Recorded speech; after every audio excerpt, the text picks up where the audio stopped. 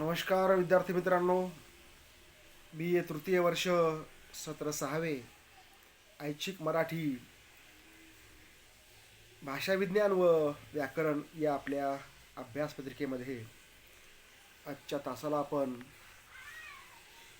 भाषिक परिवर्तन हा मुख्य घटक पाहत आहोत आणि त्यातील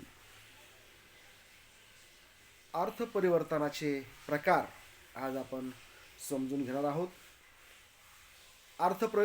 परिवर्तन किंवा अर्थ प्रक्रिया ही सातत्याने नियमितपणे घडणारी प्रक्रिया आहे.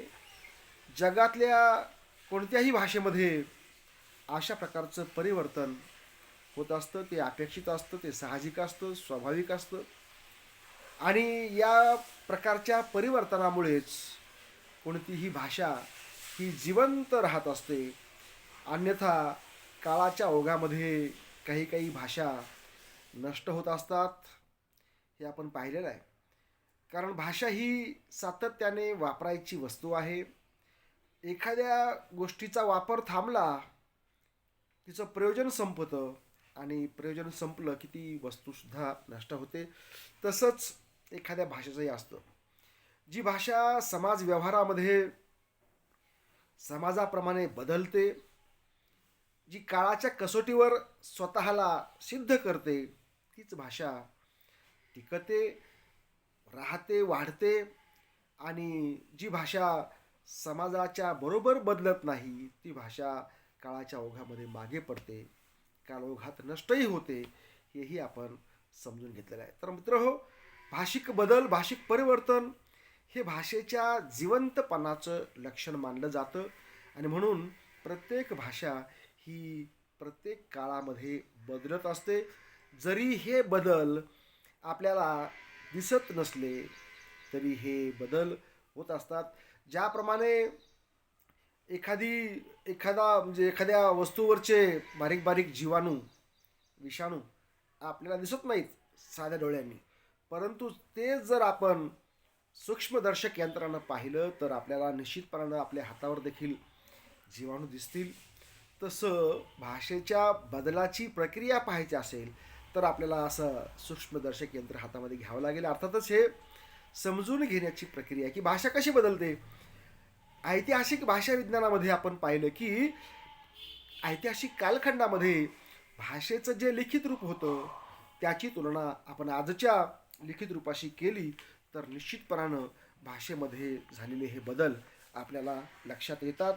तर आपण अर्थप्रक्रिया समजून घेतलेली आहे. अर्थप्रक्रिया म्हणजे भाषेच्या बाह्यरंगातील बदल आणि हे बदल प्रामुख्यानं म्हणजे अर्थप्रक्रियेच्या अनुषंगाने जसे होतात तसे उच्चार प्रक्रियेच्या अनुषंगाने होतात, हे आपण पाहिलं. तर अर्थ परिवर्तनाची कारणं पाहिल्यानंतर आज आपण काही प्रकार लक्षात घेऊयात. खरं म्हणजे हा अभ्यास काटेकोरपणानं आपल्याला करता येऊ शकत नाही, कारण भाषा हा घटकच मुळात अत्यंत व्यापक, अत्यंत विशाल, मानवी जीवनाच्या प्रत्येक अंगाला भिडणारा असा हा प्रकार आहे. त्यामुळं भाषा जरी एक असली तरी भाषेच्या अनेक बोली असतात, त्या लकबिया असतात. जसं म्हणजे जसं प्रदेशानुसार, भौगोलिक प्रदेशानुसार भाषा बदलते, त्याचप्रमाणे व्यक्तीनुसार सुद्धा भाषा बदलते. प्रत्येक व्यक्तीची भाषा आपल्याला स्वतंत्रपणे पाहायला मिळते. तर असो आपण अर्थ परिवर्तनाचे प्रकार बघूयात. त्यातला पहिला प्रकार आहे तो म्हणजे अर्थविस्तार. अर्थविस्तार हा जो प्रकार आहे म्हणजे शब्दाच्या वाच्यार्थाच्या कक्षा अधिक विस्तृत झाल्यानंतर घडून आलेलं हे भाषिक परिवर्तन आहे. म्हणजे मुळामध्ये बघा की काही शब्दांची जेव्हा निर्मिती झाली तेव्हा त्या शब्दांचा अर्थ नेमका असतो, मोजका अर्थ असतो, विशिष्ट अर्थ असतो. परंतु कालांतरानं तो विशिष्ट अर्थ म्हणजे एखादा वापरामुळे एवढा गुळगुळीत होऊन जातो की त्या शब्दाचा अर्थ विस्तार पाहतो आणि अर्थ बदलतो. आता बघा, साधा शब्द आहे तुमच्या माझ्या वापरातला गोठा. तर गोठा शब्द जर आपण बघितला, मुळात याचा अर्थ काय? गो म्हणजे गाई, ठा म्हणजे ठिकाण, गाई बांधण्याचं ठिकाण म्हणजे गोठा. परंतु आज हा शब्द एवढा विस्तार पावलाय की त्याचा अर्थ आता गोठ्यामध्ये आपण काय बांधतो, गाई तर बांधतोच, पण त्यासोबतच बैल बांधतो, वासरं बांधतो, म्हैस बांधतो, हाल्या बांधतो, शेळ्या बांधतो, बरं का, म्हणजे मेंढ्याही बांधतो. म्हणजे अशा ज्या ज्या काही पाळीव प्राणी आहेत आपल्या घरचे शेतीच्या निगडीत असलेले, हे सगळे प्राणी आपण गोठ्यामध्येच बांधत असतो. म्हणजे काय झालं तर गोठा या शब्दाचा अर्थ विस्तार पावला आणि मूळ गाईचं बांधण्याचं ठिकाण आज म्हशी, शेळ्या हे सगळे इतर प्राणी, पाळीव प्राणी बांधण्याचं ठिकाण सुद्धा झालेलं आपल्याला पाहायला मिळतं. आता अनेक शब्द आहेत बघा. धुळाक्षरे, धुळाक्षर म्हणजे धुळीत काढलेलं अक्षर, परंतु आज त्याचा अर्थ व्यापक झालेला आहे. बुर्जपत्र, अशा प्रकारचे अनेक शब्द आपल्याला ज्यामध्ये अर्थामध्ये बदल झालेले पाहायला मिळतात.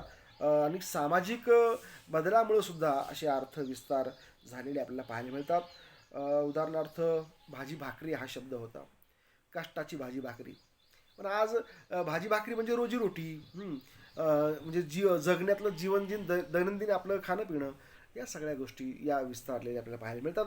तर अर्थविस्तार हे सुद्धा एक महत्त्वाचं अर्थ परिवर्तनाचं कारण असल्याचं आपल्याला लक्षात येईल. दुसरं आहे अर्थसंकोच. अर्थविस्ताराच्या नेमकी उलट प्रक्रिया अर्थसंकोच होणं. म्हणजे जसे काही शब्दांचे अर्थ विस्तारलेले असतात तसे काही शब्दांचे अर्थ संकोचलेलेही असतात आणि त्यामुळे सुद्धा हे अर्थ परिवर्तन घडून येतं. बघा, शब्द आहे मंगळसूत्र, म्हणजे बायकांच्या गळ्यामध्ये घालतात ते. आता म्हणजे याचा मुळात अर्थ काय, मंगळ म्हणजे मंगल, पवित्र असं सूत्र, असं बंधन. म्हणजे ते कुठेही बांधू शकतो आपण. कोणाच्या हातामध्ये बांधलेला असेल, कोणाच्या गळ्यामध्ये बांधलेला असेल आणि कुणाच्याही गळ्यामध्ये बांधलेला असेल. परंतु या मंगळसूत्र या शब्दाचा आजचा अर्थ काय, की फक्त लग्न झालेल्या स्त्रीच्या गळ्यामध्ये घालण्याचा एक दागिना ज्याच्यामध्ये काळे मणी असतात, असा एक दागिना, त्याला म्हणतात आज मंगळसूत्र. म्हणजे मूळचा अर्थ जाऊन तिथं संकोचित अर्थ आला की आपल्याला हे कारण आपल्याला तिथं दिसतं, अर्थसंकोच हा प्रकार आपल्याला दिसतो. त्यानंतरचा दुसरा जो प्रकार आहे तो म्हणजे आहे अर्थच्युती. म्हणजे अर्थ जो जुना होता, मूळचा होता, तो गायब होणे आणि दुसराच अर्थ येणे असंही बऱ्याचदा होतं. आणि काही शब्दांचे मूळचे चांगले अर्थ असतात, परंतु नंतर त्या शब्दांच्या अर्थांना हीनतेनं आपण पाहतो किंवा त्याचा अर्थ अवनत होतो, असंही आपल्याला पाहायला मिळतं. आता बघा की एखादा मृत्यू पावला तर आपण त्याला काय म्हणतो, त्याला देवाज्ञा झाली. म्हणजे मूळचा जो अर्थ देव आज्ञा होणं म्हणजे काय, चांगला अर्थ असेल बाबा, नाही का, की चांगली देवाची आज्ञा झाली, आपल्याला बोलावलं असेल. परंतु इथं मात्र देवाज्ञा झाली म्हणजे मृत्यू पावला, असा अर्थ त्याचा आहे. बांगडी फुटणे. आता बांगडी फुटणं साधी गोष्ट आहे की बांगडी फुटू शकतात, परंतु बांगडी फुटण्याच्या इथं संदर्भाला काय आहे की तिला वैधव्य प्राप्त झालं, तिचा पती मरण पावला. कुंकू पुसणं, का साधी काय, कुंकू आपण पुसू शकतो, परंतु इथं मात्र सांस्कृतिक संदर्भामध्ये एखाद्या बाईचं कुंकू पुसणं म्हणजे तिचा पती वारला, ती विधवा झाली असं मानलं जातं. आता बघा, शिमगा, होळी. मुळात होळी हा शब्द एक सण आहे, परंतु आज होळी करणे, आज कशाची, कापडांची होळी करणे, शासकीय आदेशांची होळी करणे, अन्यायकारक गोष्टींची होळी करणे, व्यसनाधीनच्या वस्तूंची होळी करणे, असा त्याचा अर्थ म्हणजे मूळचा अर्थ तिथं गायब झालेला आणि नंतर दुसरा अर्थ आलेला आपल्याला पाहायला मिळायला मिळतो. एखादा चतुर्भुज होणे किंवा एखाद्या मूर्खाला विद्वान म्हणणं, बरं का. तर हे जसं कारण आहे प्रकार आहे, तसंच एक अर्थप्रशस्ती, नेमका अर्थच्युतीच्या विरुद्ध हा भाग आहे, प्रकार आहे अर्थप्रशस्त. एखाद्या वस्तूचा अर्थ मूळचा जरी चांगला नसला तरी तो नंतरच्या काळामध्ये प्रशस्त होणे, ह्याला म्हणतात प्रशस्ती. मुग्ध हा शब्द आहे, त्याचा मूळचा अर्थ आहे मूर्ख, ज्याला काहीच कळत नाही, बरं का. परंतु नंतर त्याचा अर्थ काय झाला, मुग्ध म्हणजे त्याच्यावर लुब्ध, एखाद्या गोष्टीवर जो भाळलेला आहे असा त्याचा अर्थ आज झालेला आहे. निरागस, निर्व्याज असा त्याचा अर्थ आज झालेला आहे. आता एखाद्या लेकराला आपण आई काय म्हणते, सहजच बोलताना एखादी आई म्हणजे खेड्यातली एखादी आई आपल्या मुलीला म्हणते, अगं रांड बघा नीट बस की. आता तिला ती काही शिवी द्यायची असते का?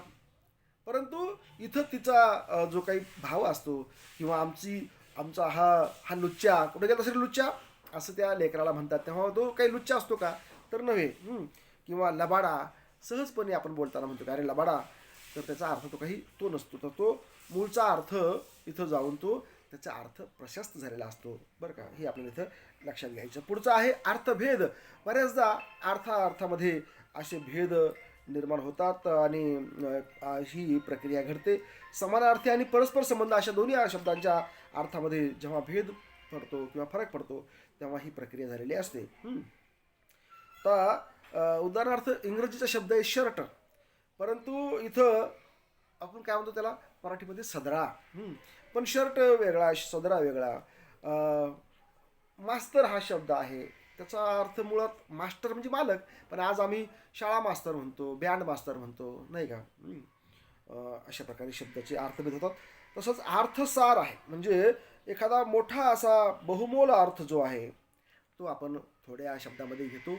इथं म्हणी ज्या आहेत, कुठेही जा पळसाला पानं तीनच किंवा ज्ञानबाची मेघ अशा प्रकारचे वाक्प्रचार असतील. हे अर्थसार म्हणजे फार प्रभावी असा त्या म्हणीमध्ये अर्थ असतो. घरोघरी मातीच्या चुली किंवा अति तेथे माती या थोड्या शब्दामध्ये मोठा अर्थ तिथं सामावलेला असतो आणि मग तिथं परिवर्तन घडलेलं आपल्याला पाहायला मिळतं. त्यानंतर असतं अर्थभ्रंश, म्हणजे मूळचा अर्थसुद्धा इथं सुद्धा तोच आहे, नष्ट होणे, गमावणे, अर्थ जाणे. आणि अशी प्रकारची बघा काय भयंकर सुंदर आहेस तू असं म्हटलं तर भयंकर आणि सुंदर. आता भयंकर हाचा मूळचा शब्द आहे, भयंकर म्हणजे भीती निर्माण करणारा बरं का, भयकारक. परंतु इथं मात्र भयंकर छान आहे हो, भयंकर सुंदर आहे हो, भयंकर चांगला आहे हो, विरुद्धार्थी असा त्याचा म्हणजे मूळचा अर्थ त्याचा अर्थभ्रंश झाला आणि दुसराच अर्थ त्याला नगडलेला अशा प्रकारे आपल्याला पाहायला मिळतो. मित्र हो, भाषेमध्ये होणारं हे परिवर्तन अनेक अंगांनी असतं, अनेक रूपानं होत असतं. बारकाईनं जर आपण बघितलं तर हे या परिवर्तनातल्या अनेक गमती जमती आपल्याला पाहायला मिळतात. इथं आपण थांबूया. धन्यवाद.